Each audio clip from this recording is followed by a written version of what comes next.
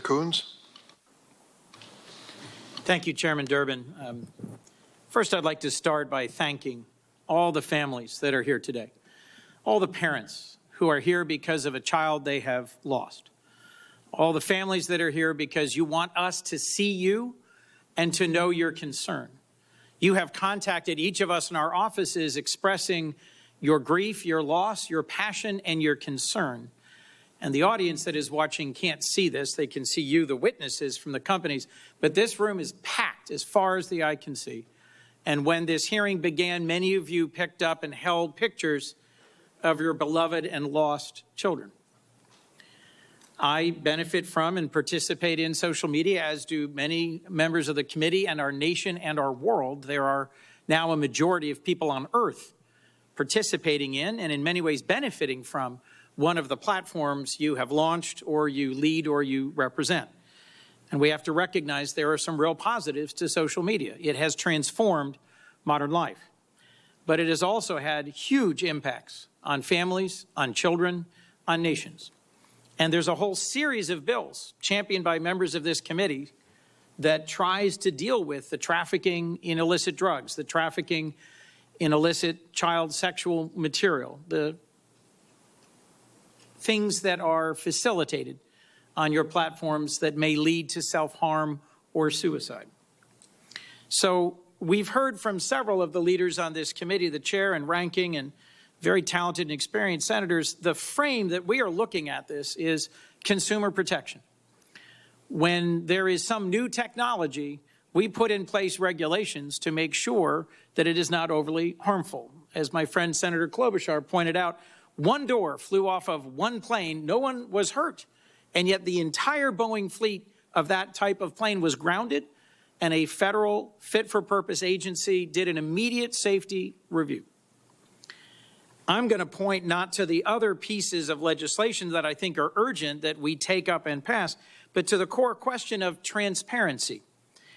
If you're a company manufacturing a product that is allegedly addictive and harmful, one of the first things we look to is safety information. We try to give our constituents, our consumers, warnings, labels that help them understand what are the consequences of this product and how to use it safely or not. As you've heard pointedly from some of my colleagues, if you sell an addictive, defective, harmful product in this country in violation of regulations and warnings, you get sued. And what is distinct about platforms as an industry is most of the families who are here because there were not sufficient warnings and they cannot effectively sue you. So let me dig in for a moment if I can, because each of your companies voluntarily discloses information about the content and the safety investments you make and the actions you take. There was a question pressed, I think it was by Senator Graham earlier, about TikTok. I believe, Mr. Chu, you said invest $2 billion in safety. My background memo said your global revenue is $85 billion. Mr. Zuckerberg, my background memo says you're investing $5 billion in safety in Meta, and your annual revenue is on the order of $116 billion. So what matters, you can hear some expressions from the parents in the audience, what matters is the relative numbers and the absolute numbers. Your data, folks. If there's anybody in this world who understand data, it's you guys. So I want to walk through whether or not these voluntary measures of disclosure of content and harm are sufficient.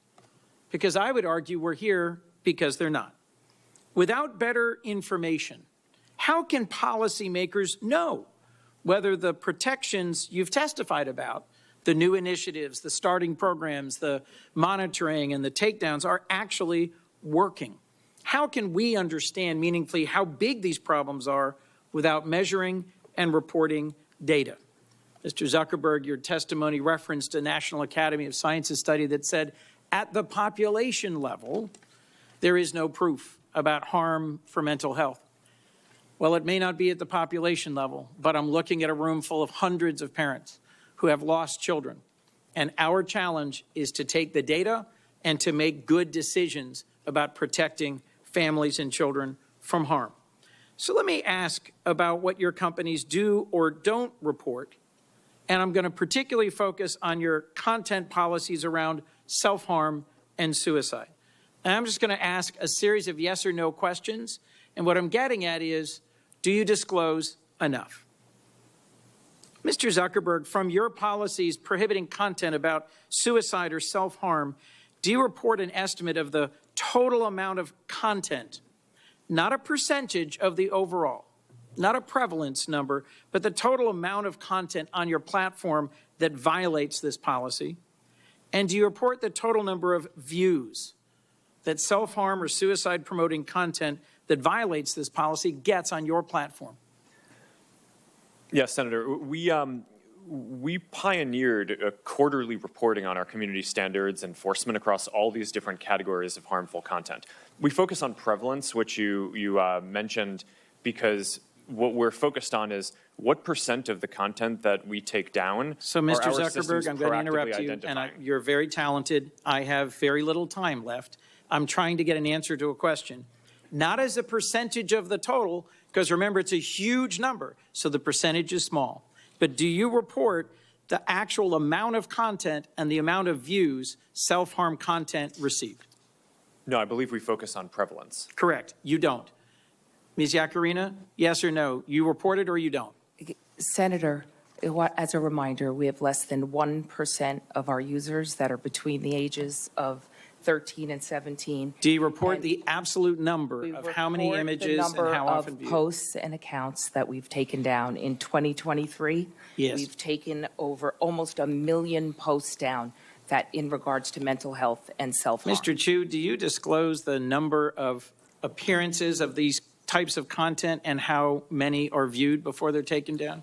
Senator, we disclose the number we take down based on each category of violation and how many of that were taken down proactively before it was reported. Mr. Spiegel? Yes, Senator, we do disclose. Mr. Citron? Yes, we do. So I've got 3 more questions I'd love to walk through if I had unlimited time. I will submit them for the record. The larger point is that platforms need to hand over more content about how the algorithms work, what the content does, and what the consequences are. Not at the aggregate, not at the population level, but the actual numbers of cases so we can understand the content.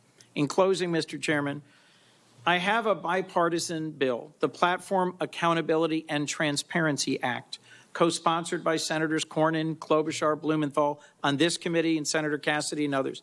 It's in front of the Commerce Committee, not this committee. But it would set reasonable standards for disclosure and transparency to make sure that we're doing our jobs based on data. Yes, there's a lot of emotion in this field, understandably. But if we're going to legislate responsibly about the management of the content on your platforms, we need to have better data. Is there any one of you willing to say now that you support this bill? Mr. Chairman, let the record reflect a yawning silence from the leaders of the social media platforms. Thank you. Thanks, Senator Coons.